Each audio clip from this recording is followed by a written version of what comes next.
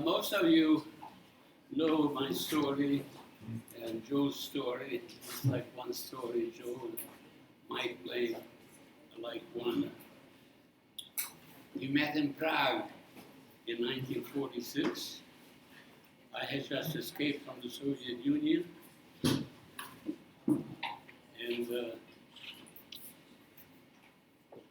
Joe just recovered from some disease he caught in Theresienstadt. We were the lucky 50 boys and 50 girls, recently orphaned survivors, to be invited to go to England.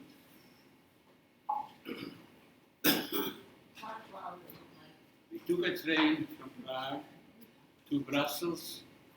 In Brussels we had lunch and dinner in Paris.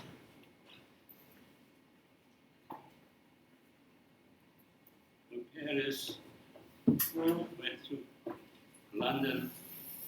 We spent 3.5 years in London. We worked at daytime, we studied English in the evening.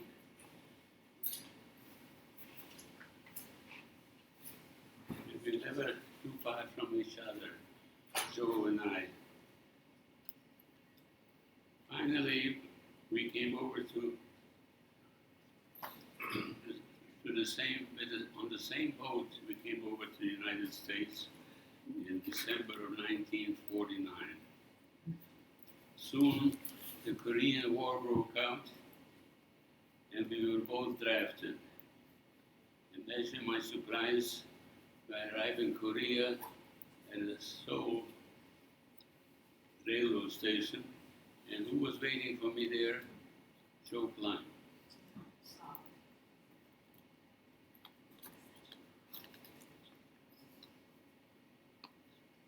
We saw each other in Korea several times, especially during the high holidays and Pesach.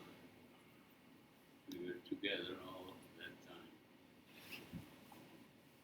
And finally we ended up in Cleveland. In the same shul. Thank you. A couple of years ago, Joe asked me very seriously that since we are so close, we should be buried together on the same, not in the same grave.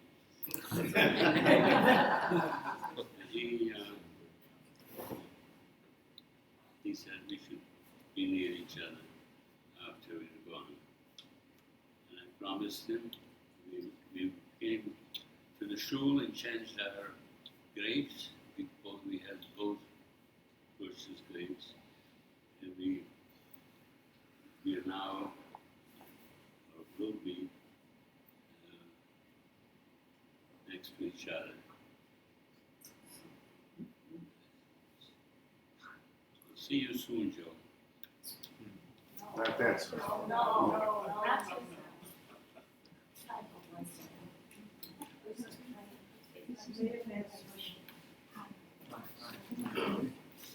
Hi. Do you know him? Because Irene says they were good friends at her. The man who's Alice also will share a few remarks about her uncle, Joe. And his son. yes, Very good. Not so bad. But good friends. Judy.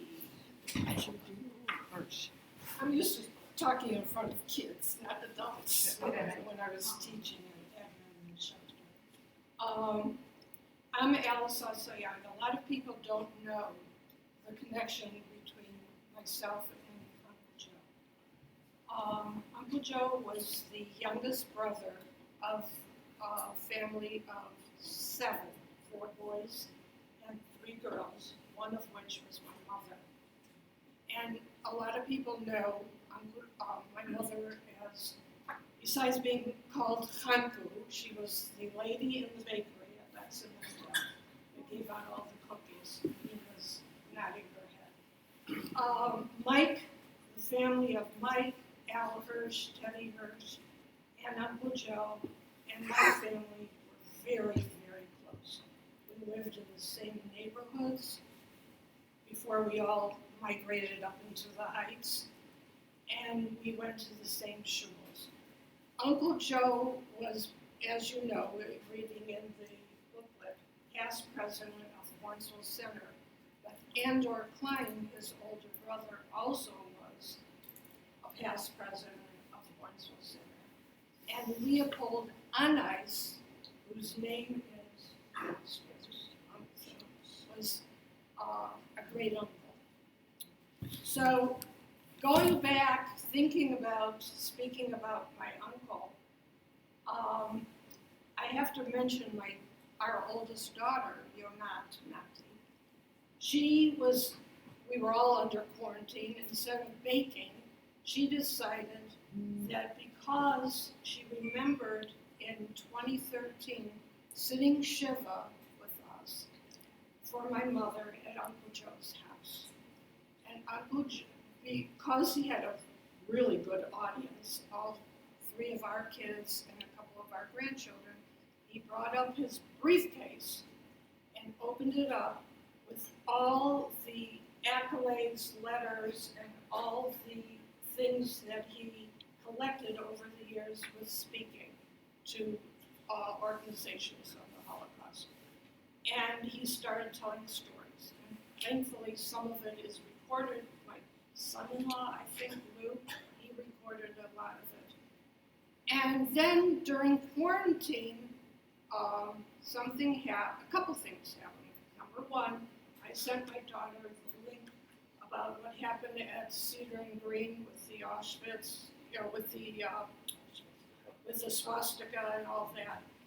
And also her middle daughter got accosted at her middle school at the time about anti-Semitic things. And she lives in New Rochelle, New York.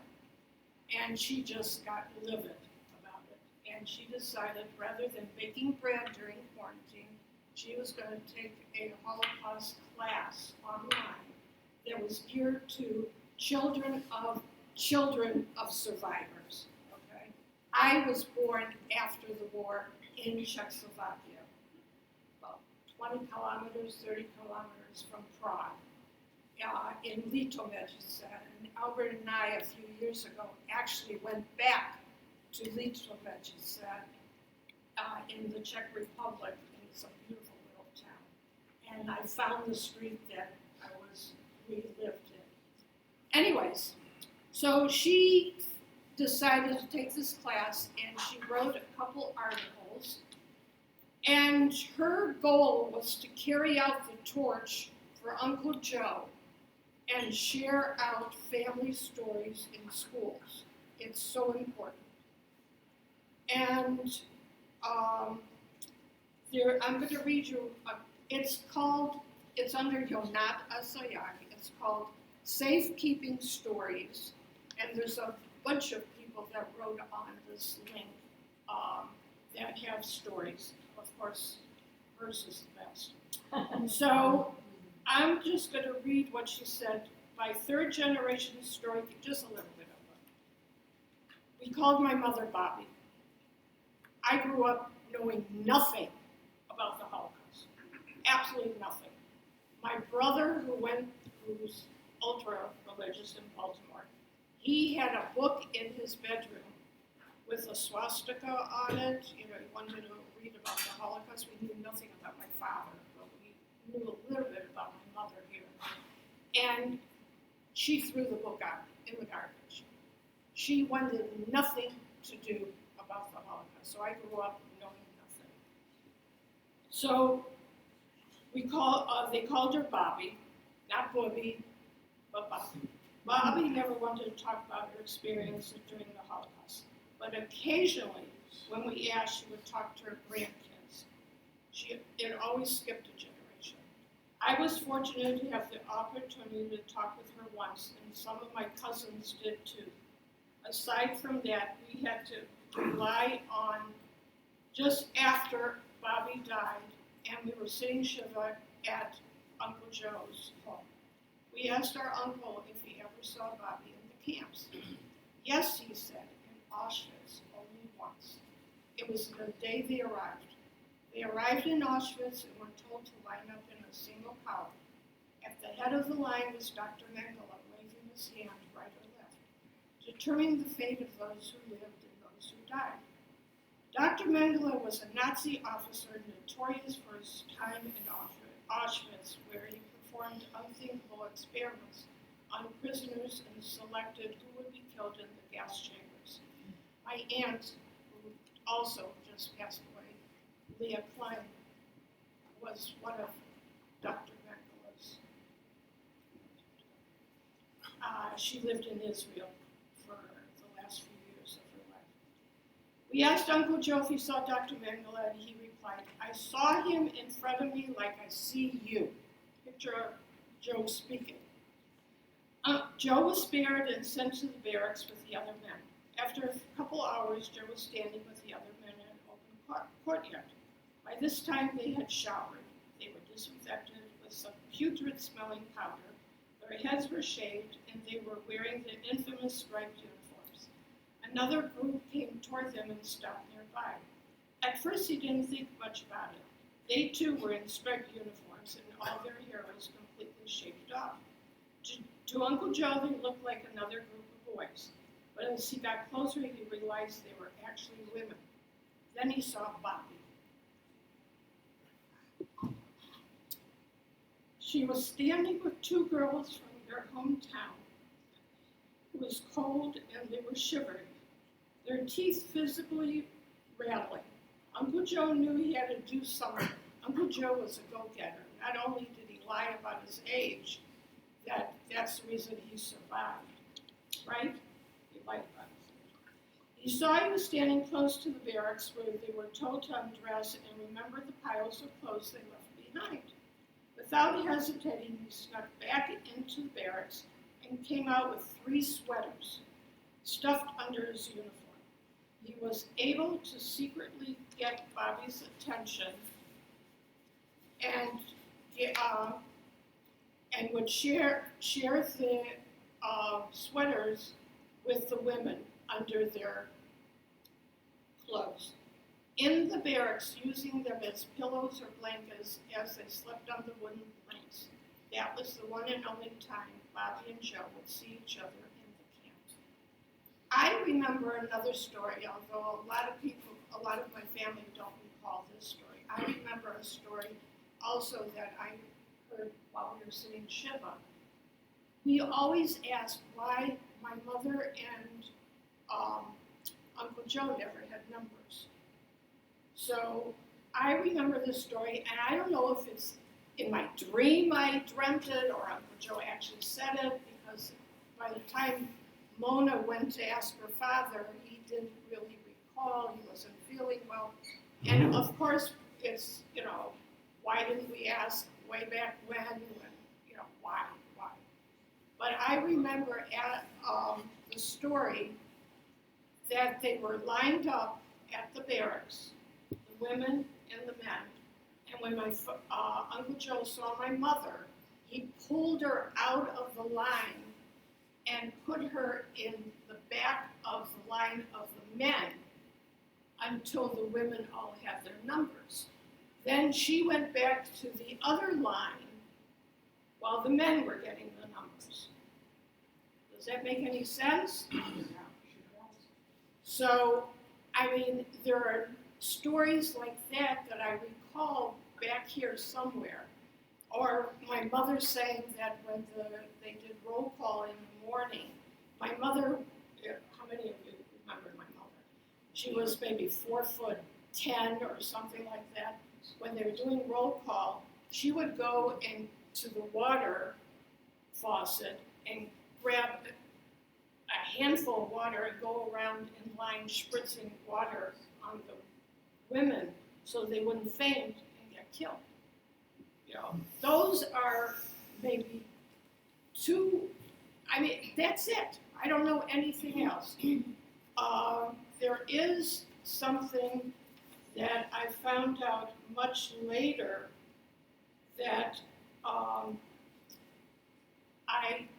we don't know anything about my father, very little. Even my brother doesn't even know that much, or my sister. Bobby knew her mom's sisters and grandmothers were all killed, but she hadn't seen Uncle Joe since he slipped her those sweaters that first day in Auschwitz. She also had no idea what happened to her 3 older brothers. She traveled for a while after the war looking for them, first to Prague, then to Budapest. In Budapest, she got word that one of her older brothers, Steve, that later lived in California, was in another Hungarian city, Chuk, looking for his sisters. Chuk was a railway hub, and many survivors found out that their family were dead. Arrived in Chuk some of this later, very much alive.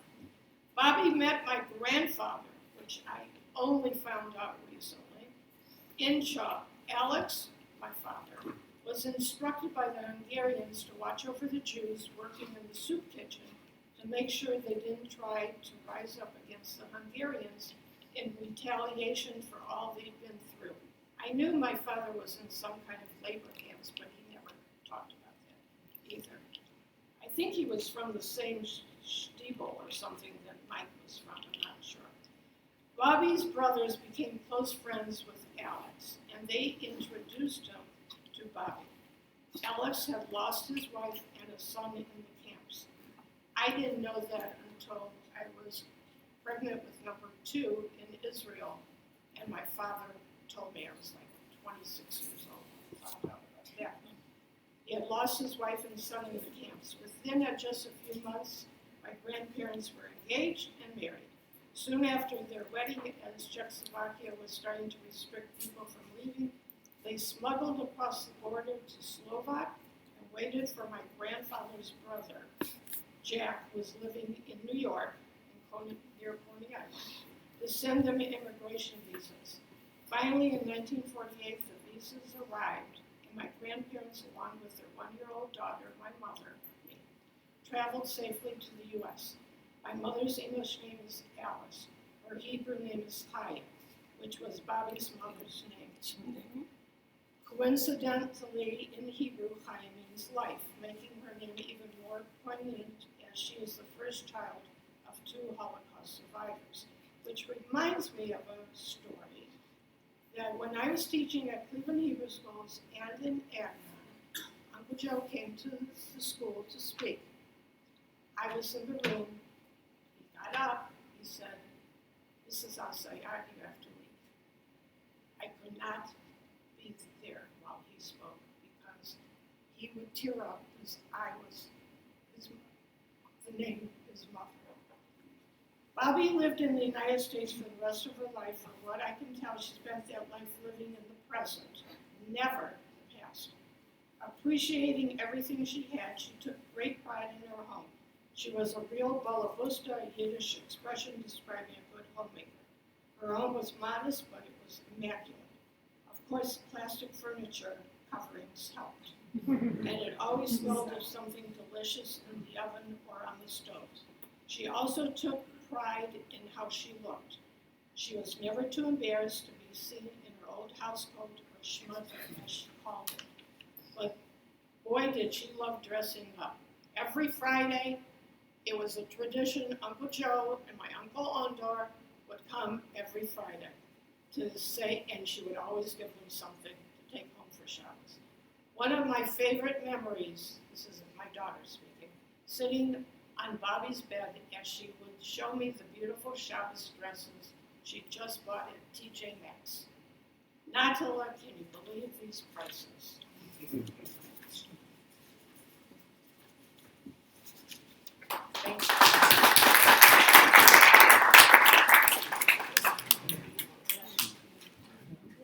We've been reading over the last few weeks in the Parsha about Abraham's life, his journey from Ur and Haran to the land of Israel. And one of the defining features of Abraham's life that we read again just yesterday is that Abraham had an incredible sense of optimism and an incredible capacity to rebuild. He leaves one family and builds another in the land of Israel. And this past week, we read about how he lost his wife, Sarah, and then is able to overcome that tragedy and rebuild again. And as I hear, and I've heard these stories about the survivors in our community, it's an incredible blessing to have so many of them with us today. The feature that stands out the most is always your strength and your resilience, your ability to rebuild, to come to a new country with a sense of hope and optimism, to build a family, to build institutions. And I know that Joe embodied also those qualities, that he was very much an institution builder, a family builder, one who always wanted to try new things, was something his daughter told me. His daughters both told me that he always loved to try new things. So I hope we carry that, his faith in the future, with us always. It's wonderful this morning to have with us again Dr. Oleg Ivanov, who is joining us as part of the World Jewish Congress's diplomatic corps. Dr. Ivanov has a PhD in comparative literature from UCLA, also a MA in History. In History. History and theater. Yes. So he's, as he said to me at Shabbat dinner, that he comes from Odessa, and in some ways he shares certain traits with another famous Jewish leader from Odessa, Zev Jabotinsky, who was a worldly humanist and also a tremendous Zionist. So in that line of great Odessan Jews, it's a tremendous privilege to have Dr. Ivanov speaking with us this morning. A sort of continuation from yesterday's talk, I'll be speaking now about the afterlife of Soviet anti-Zionism.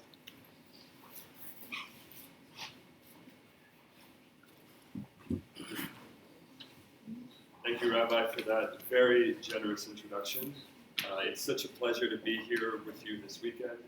I really feel very privileged to be here on this special weekend where you honor your Holocaust survivors and members of the community.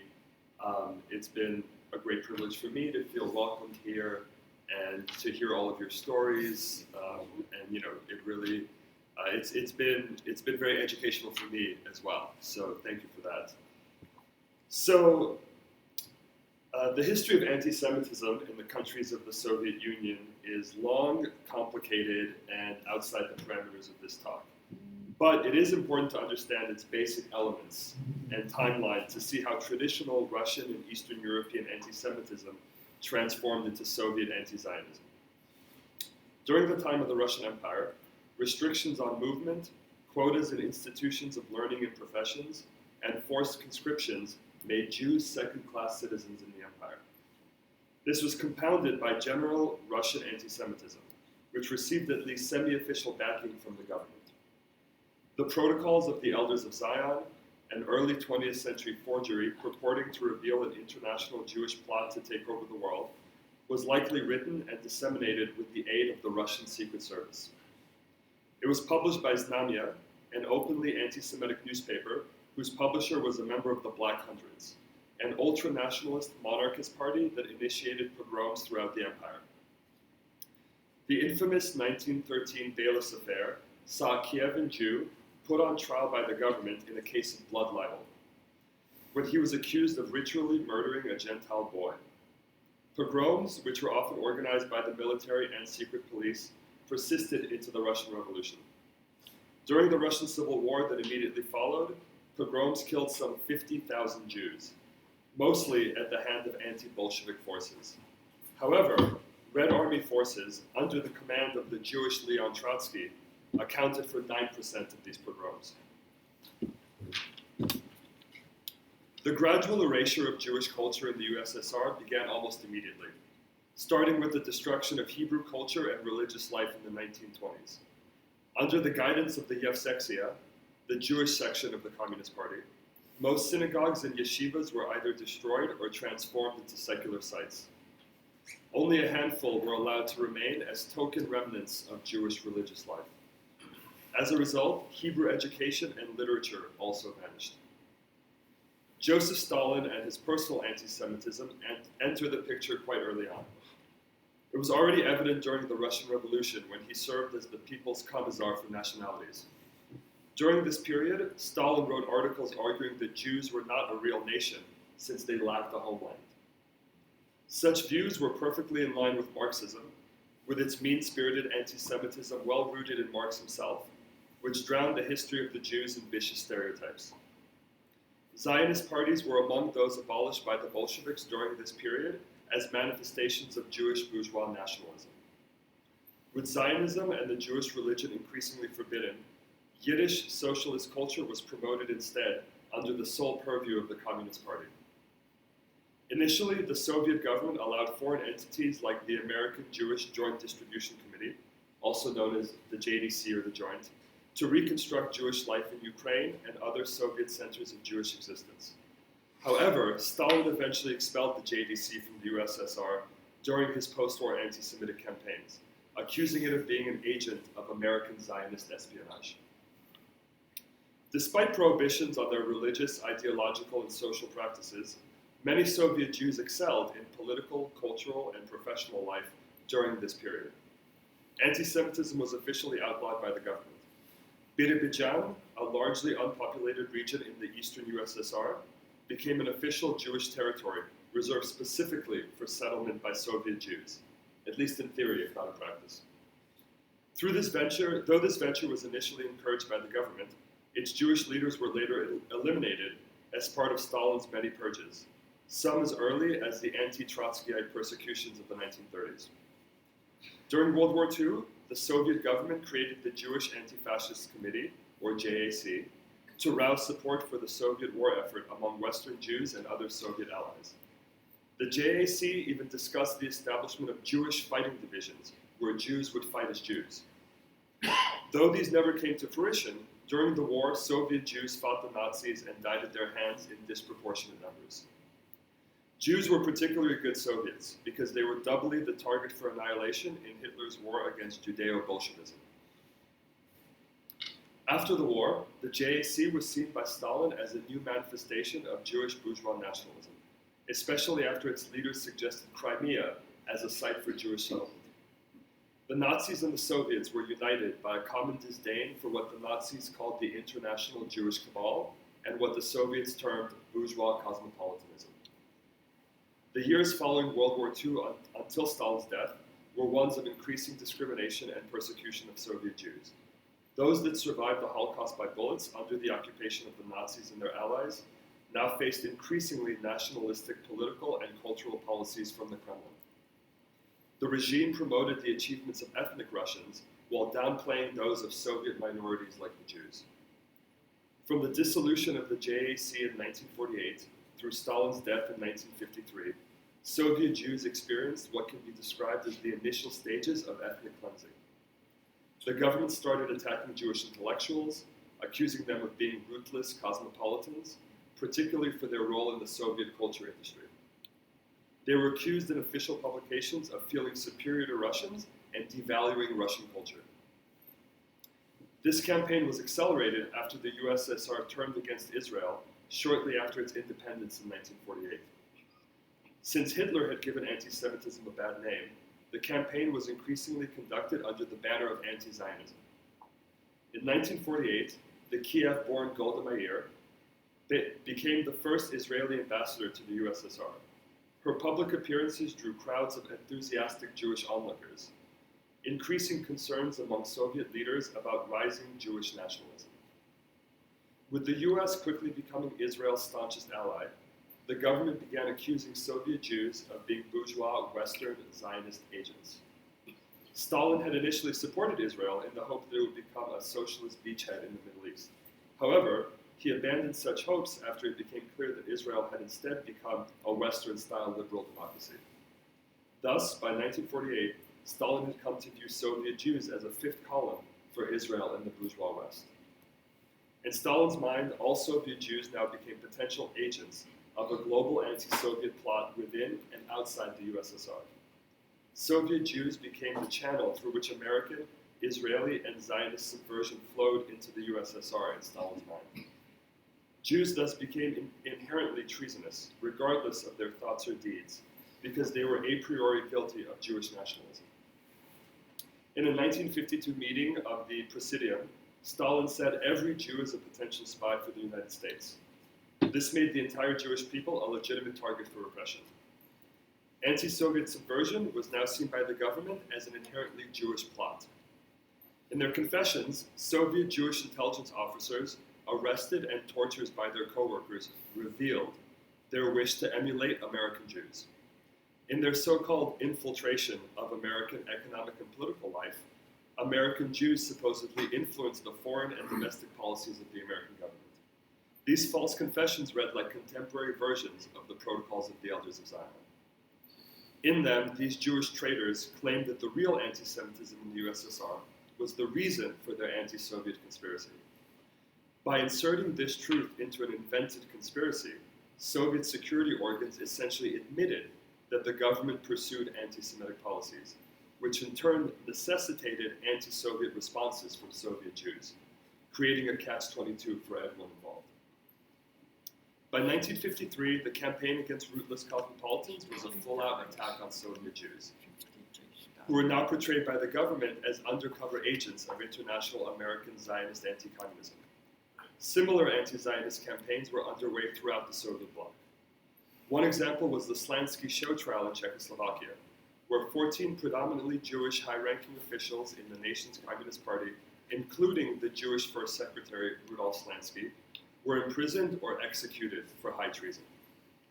This method allowed Stalin to fight the twin evils of communist internationalism, with its call for greater collaboration and decentralization across the communist world, and internal criticisms of the regime.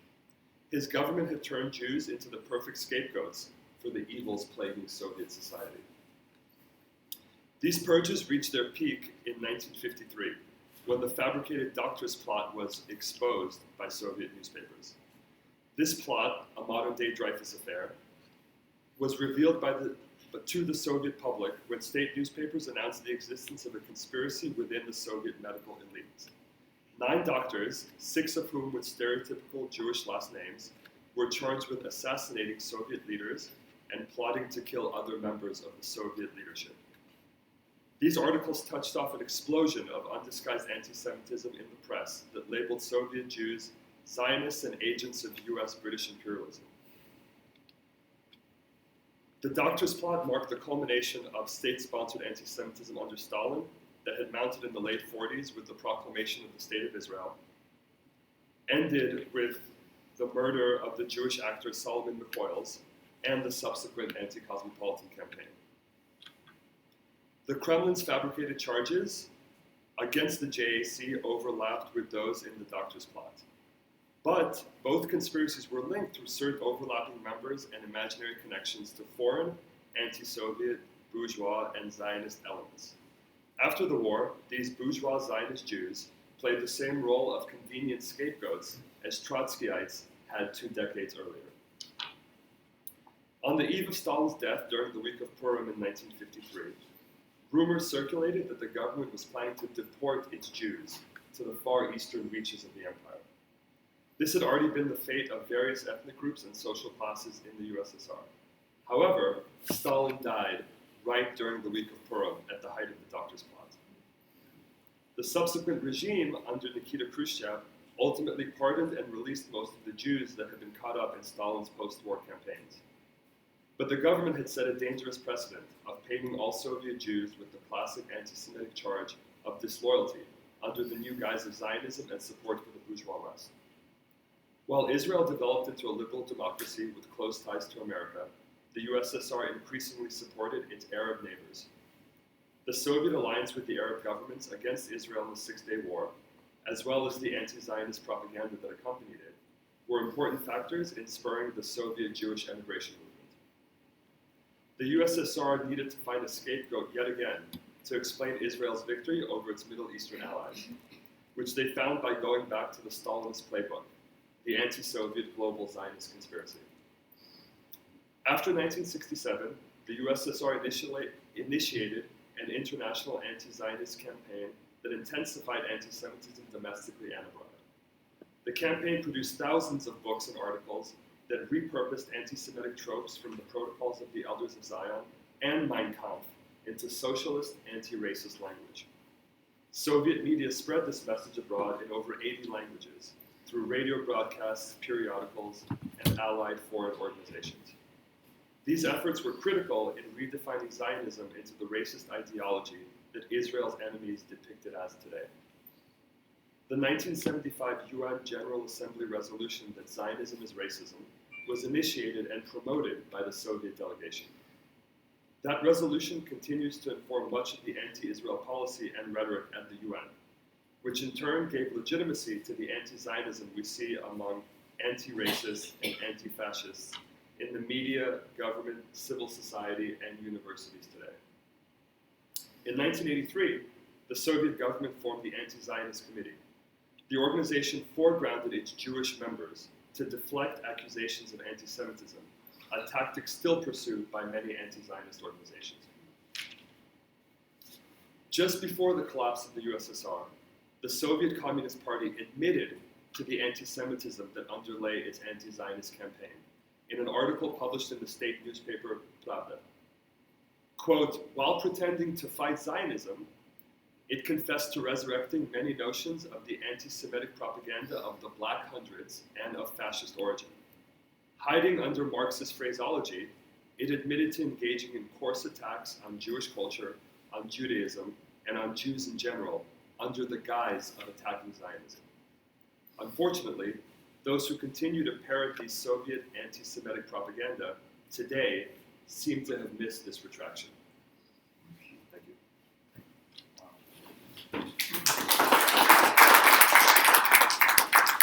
What's today? We'll take a few questions for Dr. Ira. Larry? You confirmed what I learned a couple of years ago because I was in Latvia and also Lithuania, which, you know, from the surface you would think because there were so many Jews in those locations that there was some kind of relationship between the populace and the Jews. And I guess what you really said was that the Soviet anti-Semitism was so prevalent there that they didn't wait for the Nazis to come. So, for example, a couple examples. One, in 1903, my grandfather escaped from Riga, and you mentioned the conscription. I think most people really don't know what that really meant.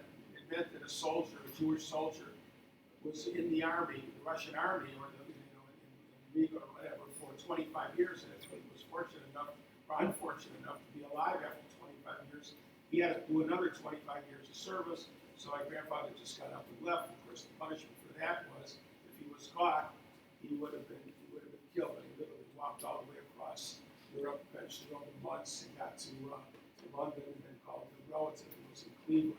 So he got to Cleveland.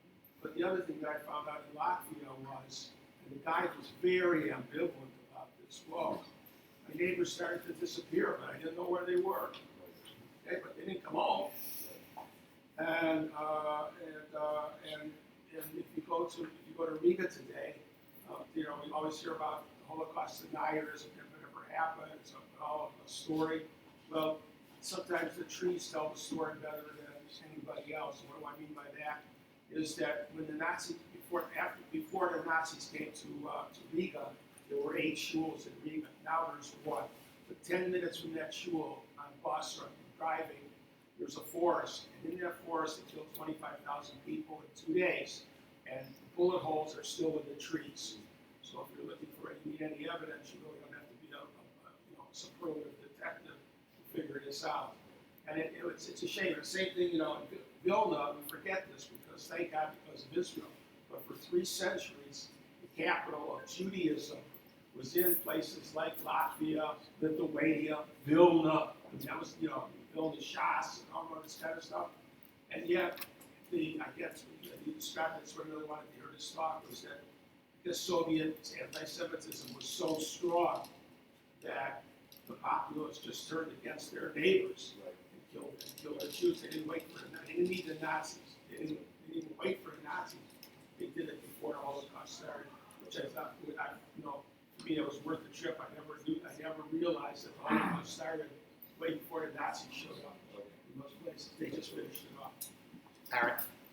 I think there's something kind of ironic and amazing about the approach to Jews in the Soviet Union as you describe it, because it seems to be kind of the inverse of what was happening in the United States. In other words, in the United States, the Jewish community on the eve of the Second World War and a bit after was subject to great criticism for its communist links, some of which had some validity. In other words, there were definitely red babies and right and in this country, the Jewish community was very defensive about those potential links to communism and was often put on the defensive for having those connections.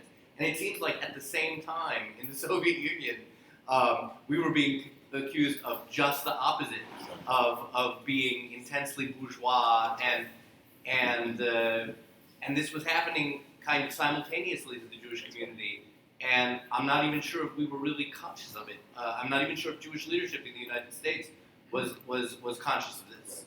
Yeah, I think that's absolutely right. And I think, especially during the war and after the war, there was a real crackdown on travel. So, if you were behind the Iron Curtain after 1945, it was very difficult to get out. Of course, we have people who were able to get out, but in terms of, the messages that we're able to get across, there was the state propaganda, right? In these communist countries, the government controlled all the media, so that was the only message that was getting out. So the actual story on the ground wasn't getting out.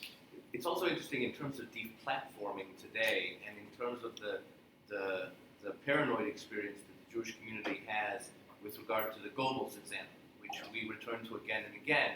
And in the Goebbels example, we had a powerful Western European nation that mounted a determined propaganda effort against us and had very significant far-ranging political consequence. And the Soviet Union also launched a very powerful propaganda effort against us.